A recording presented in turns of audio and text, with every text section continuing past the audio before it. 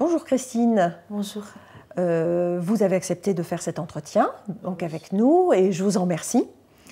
Votre parcours est tout à fait représentatif des compétences effectivement donc, et des aides que peut vous apporter donc, le département. Oui.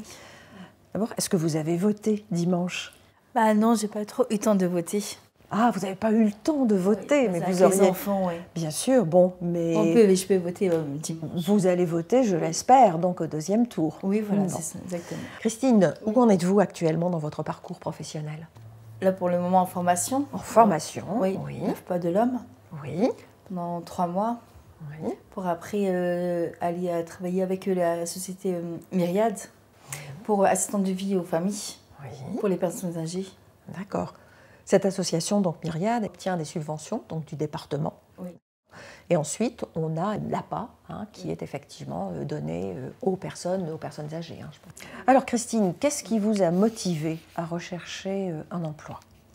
Qui m'a motivée au départ, c'était avec, comme je suis au RSA, qu'il fallait un accompagnement en fait pour les réinsertions. Et que j'étais avec une assistante sociale c'était un an renouvelable. C'est l'année dernière, quand j'ai fait le renouvellement, que j'étais prête à reprendre une activité. Parce que le petit, il a que même pas 2 ans et demi. Et comme je vous avais dit, qu'il rentre à l'école le mois de septembre. D'accord. Là, effectivement, on double les choses, c'est-à-dire que non seulement vous avez le RSA, mais on se débrouille aussi pour que vous puissiez avoir une activité. C'est là que Pôle emploi, effectivement, intervient aux côtés du département. Oui, et que j'avais justement, c'est l'assistante sociale de l'UTPAS qui m'avait conseillé avec une autre personne qui avait commencé il n'y a pas longtemps à l'UTPAS par rapport à l'accompagnement et que c'était bien de me réinscrire à Pôle emploi aussi. Exactement. Et du coup, j'avais un accompagnement global. Ça veut dire tous les mois, j'étais convoquée avec le conseiller. Christine, vous avez reçu une lettre du département. Est-ce que vous avez constaté un changement? Oui, par rapport au courrier qu'il fallait que, voilà, comme j'étais au RSA, qu'il fallait avoir un emploi de stage, chercher. En fait, c'est un accompagnement par rapport pour l'emploi et tout ça.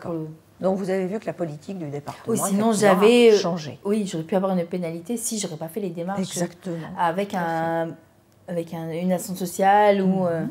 Donc autrement dit, on oriente les personnes vers une réinsertion professionnelle. Oui. Voilà effectivement donc la nouvelle orientation donc, du département qui cherche à réinsérer donc, les personnes donc, dans une activité professionnelle. Alors, est-ce que votre famille vous a soutenu dans votre reprise d'activité? C'était un petit peu dur parce que j'ai refait les demandes et que j'étais au RSA, j'étais à la maison. Et du coup, c'était un peu compliqué que surtout mes grands-enfants et mon mari actuellement, qui savent qu'ils ont eu du mal à que je reprenne l'activité parce qu'on avait 2 petits à la maison, que j'en ai un qui va à l'école chez les moyennes sections et après j'en ai un qui va rentrer à l'école au mois de septembre. Et là, je me suis préparée maintenant pour travailler parce que voilà que je pouvais plus rester au RSA, que je préférais de rencontrer des autres gens parce que j'étais maman au foyer quoi.